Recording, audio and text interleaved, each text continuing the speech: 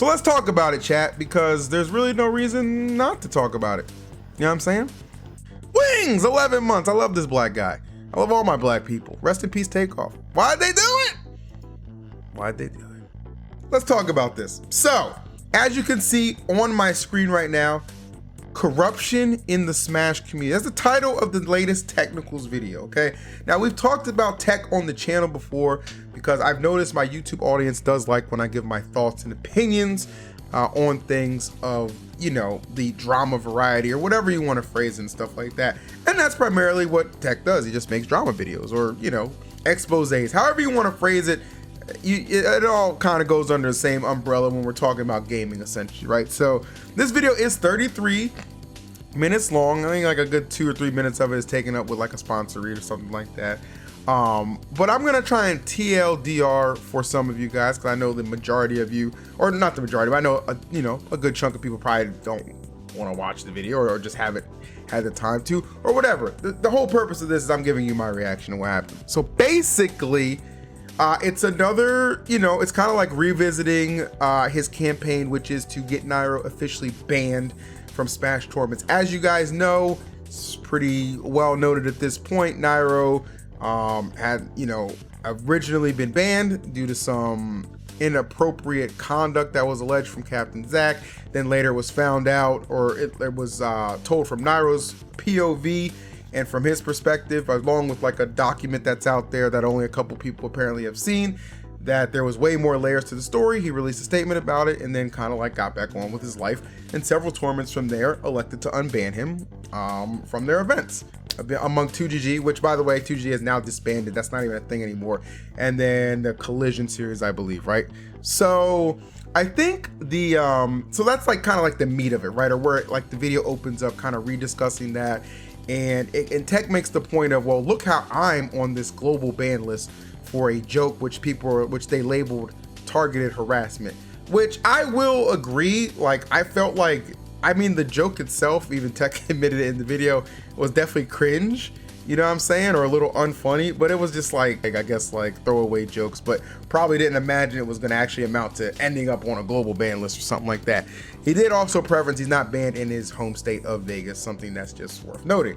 But I think that one of the big things that stems from this is the fact that Nairo, he feels like should remain on the big ban list. Well, I don't even know if like can you even say global ban list anymore, because that disbanded, like that's gone too, like that's gone as well, which is covered in the video. So maybe just like every tournament organizer is supposed to denounce Nairo. Maybe that's what it's supposed to be. But of course, everybody makes the point, well, he's already banned on Twitch, so he can't compete. But then people also make the point, well, if he wasn't banned from Twitch, maybe he would still compete. I don't freaking know. I'm not in his shoes. I don't freaking know. But I think that's one of like the main points being made. So he goes over that. He also touches on one of the community's more notable TOs, Cat. And that's just kind of like I think that portion of this video is just there to kind of paint Cat as like inept, you know what I mean, or just like not somebody who should have been in charge of like a global scale ban list. And like some of the interactions that I saw from said video, listen, I'm not gonna lie to you, there's definitely some goofy shit from Gak's part. I'm just gonna keep it 100 with you. So that was kind of going over as well. And then Gimmer and Apostle, as you all know, it's very well noted that Technical snuck into, well, he didn't even sneak in. He showed up to Double Down like the first 1 or 2 days. And I think the end of the second day he was asked, hey, we just found out you're on the global ban list. Please don't return to the event. And Tech, like, and it's all detailed in this video. He dresses up like a girl and like sneaks in a ban Nairo sign, which of course you all saw that. And it obviously, like, the VOD was deleted and the video itself was like edited so the angles didn't like show like the celebration, which came out like 15 hours after every other video on the channel. It was a really tricky situation or weird situation, but yeah, he just kind of detailed the fact like, yeah, I did that shit.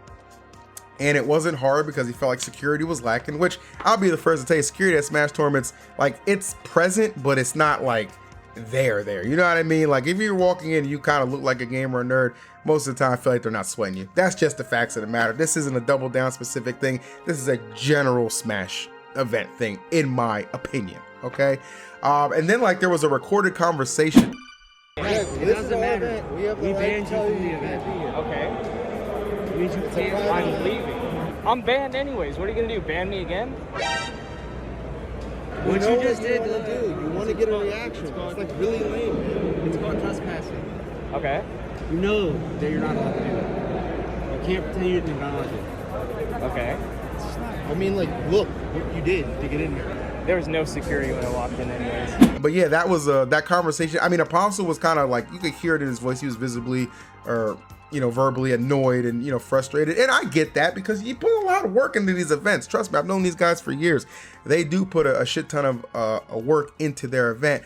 Gimmer tried to play more kind of like the passive, like more reasonable, level-headed role, which I get because that's kind of just Gimmer's personality in general. But the main gripe between the two was like, hey, are you allowing him being Nairo, to stream your events with no issues? Yeah, you know what I'm saying? Like, are you giving him permission?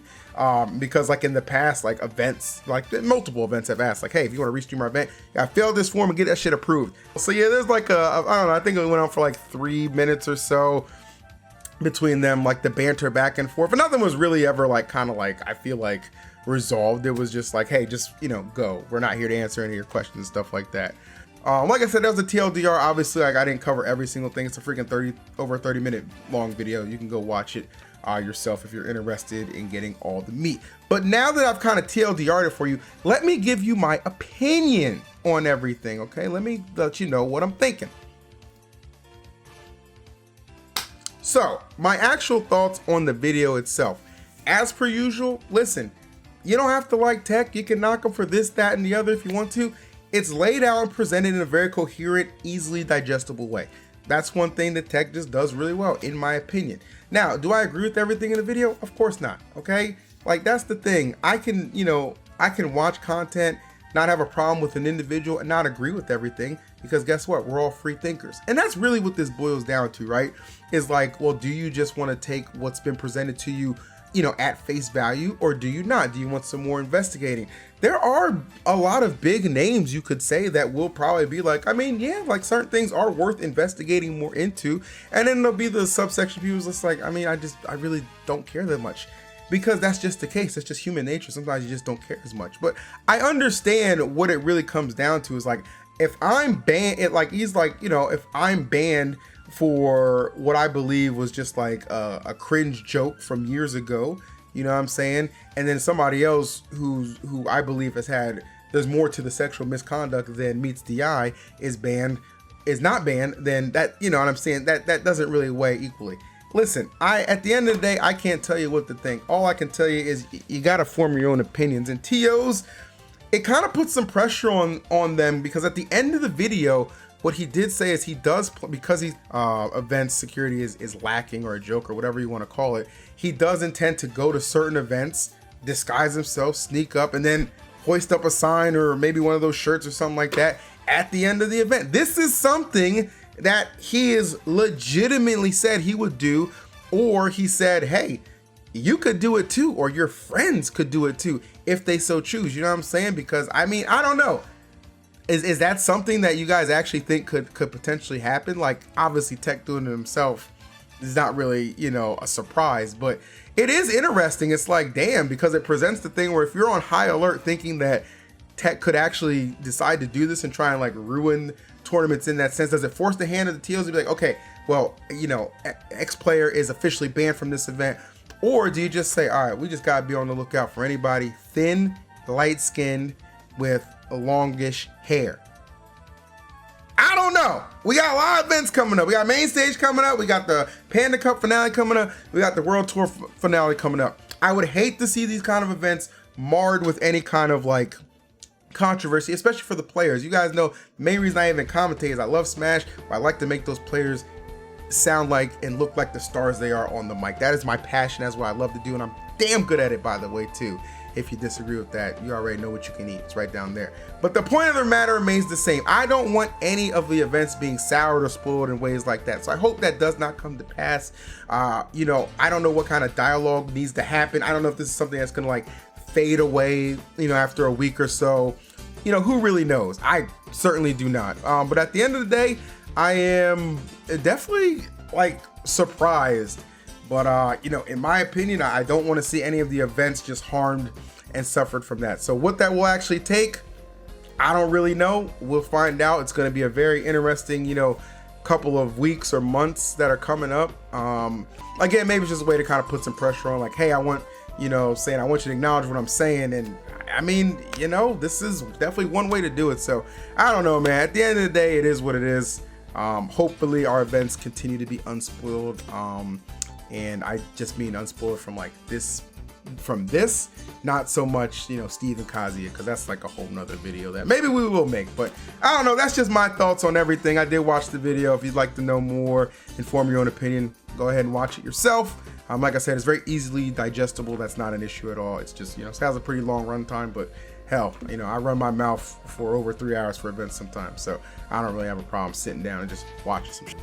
But that's just me. I don't know. Let me know what you guys think down below if you've watched the video. What do you think could come out of this, if anything? I do think it's best that he doesn't go to tournaments and compete. I just think that just makes a lot of sense, all things considered. But I mean, hey, he's doing his content and doing his thing. So, you know, in that regard, I don't think there's anything wrong with that. But yeah, that's just my 2 cents. Give me yours and I'll catch you on the next one.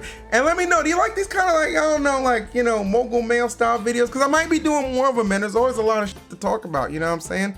I'm just you know, just let me know. You know, I know there's a certain streamer out there, you know, who just came back who could have used one of these, but you know, we'll leave it at that. Peace.